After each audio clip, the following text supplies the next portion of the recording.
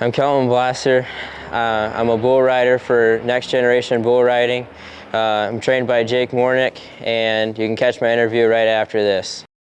Welcome to the Discover Montcalm podcast, where we're going to take a look at the communities, the businesses, the attractions, and the people that make up Montcalm County.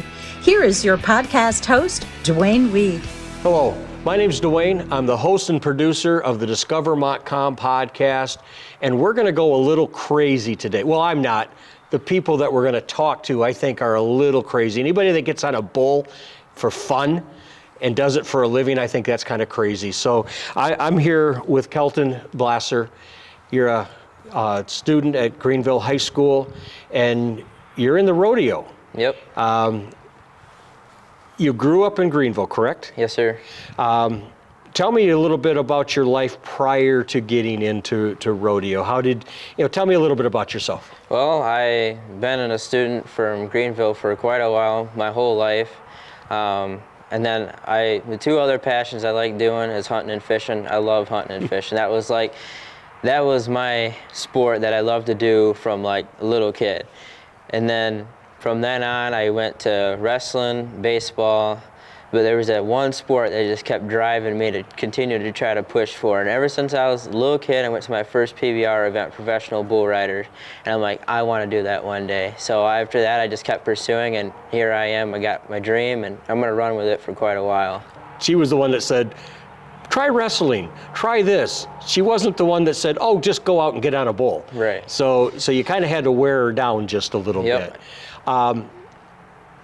Do you remember that moment that you went, I think this is what I'm going to do? What did you watch it on TV? Did you talk to somebody? How did you decide that bull riding was what you wanted to do? So I went to, like I said, went to a PBR event when I was little. I got my name signed, got a lot of guys' names signatured, and I'm like, I watch it, and I'm like, it's something that'd be kind of cool to try to do. So I participated in a mutton bus, and I rode a sheep at a fair one time, and I'm like, that was pretty cool. And then I went to another PBR event. I just kept going to rodeos. I kept talking to the guys behind the chutes, like, how do I get into this? Like, what does it take? What are the risks? What are the rewards? All that stuff. And then last year, I was talking to one of my farmers that I work for, and he used to be a bull rider. And he started throwing all these informations to me, and I just took them, ran with it. And that exact moment was probably when I was at a PBR event. I was like, man, I really want to do this. Okay. It was probably then. Well, they say if you find your passion, you don't work a day in your life, but I got to say, you got to be a little crazy to get on a bull. Oh yeah, it takes guts, and it takes some balls to get on the back of one, because you don't know what they're going to do. You don't know if you're going to get hurt. I mean, you could get killed doing this stuff. It's not predictable. No. You talked about getting hurt. You've been doing this. We're in 2024 right now. When did you start? 2 years ago? Middle of last summer, yep. So 2023. Mm-hmm. So tell me about that first event. You're out there, you're kind of living your dream. What was running through your head on that very first event when you started? I was full of nerves. I was really nervous. I was like, all these people started showing up, and I'm like, holy crap, I'm not in the stands. I'm behind the buck and shoots. I mean, I have a rope now. I've got a bull drawn. I'm like, this was pretty crazy. Like, and then like all of a sudden the announcer's starting to get ready for the bull ride, and I'm like, here we go, and I was the first one up. Oh, God. So I was the first one up, and I'm like, the music was going, the crowd was going, and I get on my first bull, and I'm like, we're about ready to do this. I didn't waste any time, and I just nodded my head and went. I mean, it went pretty well. Because the goal is 6 or 8 seconds? 8 seconds. 8 seconds. So the goal is to stay on it for 8 seconds, and people think, well, 8 seconds isn't that long. When you're on the back of that bull, how long is 8 seconds? It feels like forever. Like, there's been times where I've gotten really close, like, did I make the buzzer? Because it feels like 6 seconds should just go by like that. Right. But it feels like you're on them for like 10 minutes. Okay, because I'm going to say, because all of a sudden now it's adrenaline. Mm-hmm. How does someone train? How do you train for this? Well, I go through like a lot of mental toughness. Like you gotta have the desire, the want to continue to do it. Like you could buck off 10 bulls and you just gotta keep trying to get back on. So you gotta work on your mindset, and you gotta just keep getting on bulls. If you're gonna get better, you gotta keep getting on them, because if you're just getting on one and then waiting 2 months to get on another one, you know, you're gonna be still rusty. If you're getting on one like every week, whether it's just 1, 2, or 5, you get better every time. There's something that you can always be better at. You're not always gonna be perfect. We're talking with Kelton. He's a bull rider, and you're a junior in high school right now. You're gonna graduate in 2025, and you're now out competing, and the competition. You're part of this next gen bull riding. Yep. Tell me a little bit about how that works. So those guys promote the rodeos that they do. They have a whole schedule. They're open to like the newer people that, you know, they're like, okay, I want to do it, but how do I do it? These guys will take you in, they'll train you, they'll get you with people like myself and other guys to train them, and then, you know, they get them on some bulls, and then they'll either be hooked or they won't be hooked. It's just one or the other. So they promote the rodeos, they take youths in, they just pretty much, they run these rodeos. I'm guessing, I don't know, you've got a trainer, you've got somebody that is coaching you, you've got your own coach. How often do you get together with that person? Just about every week. I go to his house, get on a few bulls, and sometimes he pulls you aside and he'll tell you, okay, he always wants to see a video. Like he's just not gonna say, oh, you did okay. He wants to see the video, and he's like, if you can do this the next time, and he'll get you on a bull, and if you did something wrong, he'll get you on one that will probably correct yourself. Okay. So he really well, it's works training. with you. Yeah. It's like training, and it's not like you can go out and shoot 1,000 free throws. Right. You know, because you're going to get better. But in this case, as you mentioned, you gotta ride more bulls in order to get better. The way we sit right now in 2024, if you could look ahead 5 years from now, what are your goals? To continue to do this stuff, to continue to do this, and hopefully one day, you know, I'll be like one of the guys that you type in Google and my name pops up as the National Finals Rodeo Bull Riding Champion. I got a long time, maybe not quite 5 years, but my plan is to continue to run with this as long as I possibly can. I'm sure it takes a toll on your body. Yeah, it does.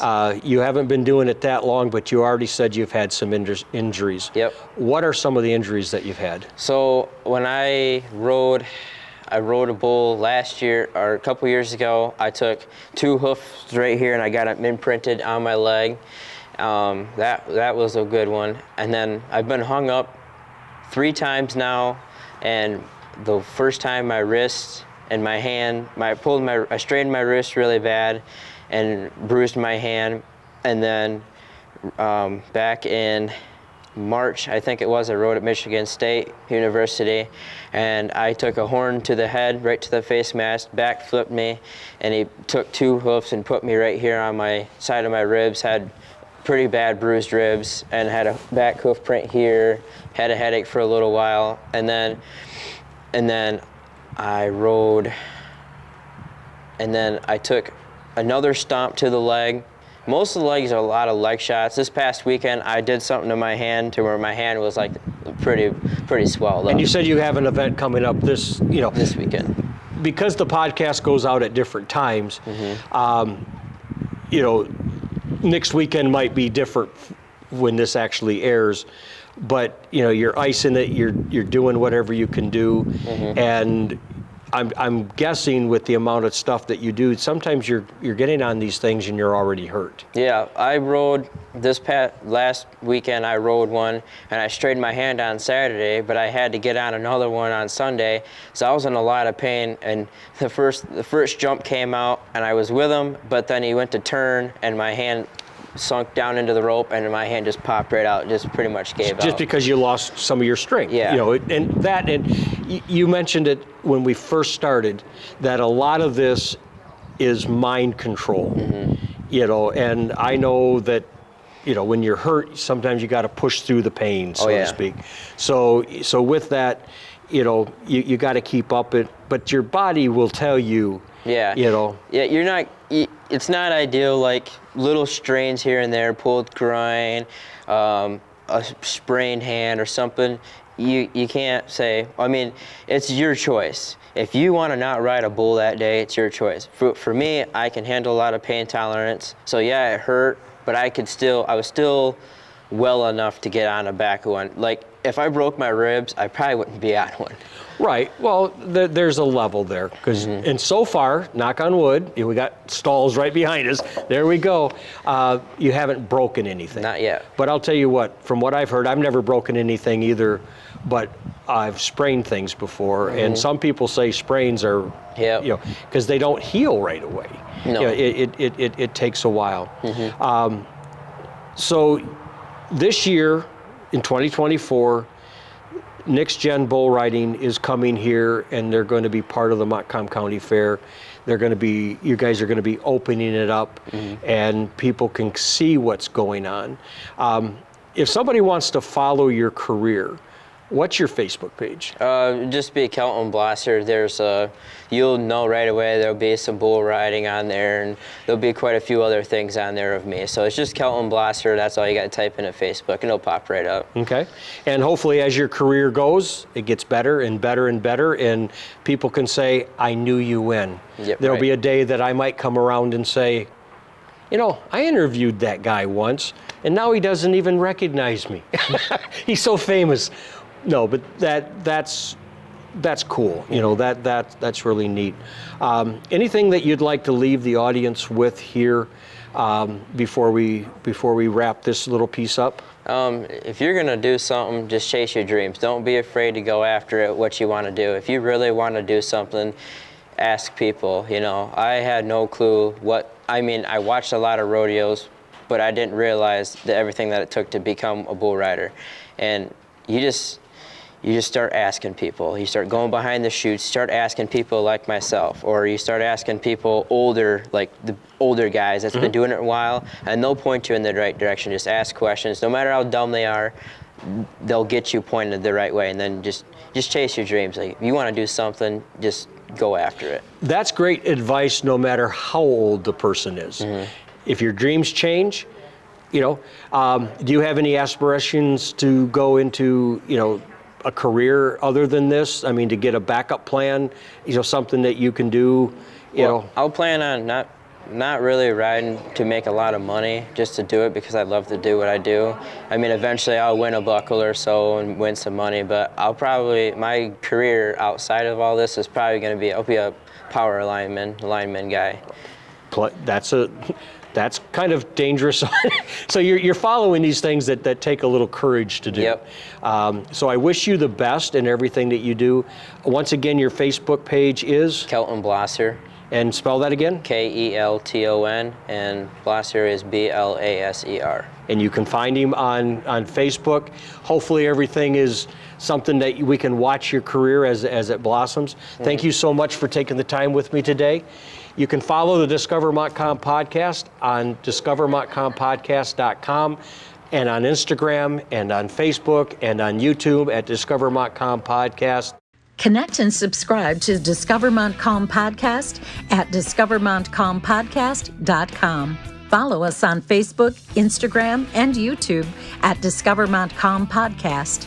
To be featured in an upcoming show, contact Dwayne at 231-250-9624. Remember to subscribe at discovermontcalmpodcast.com.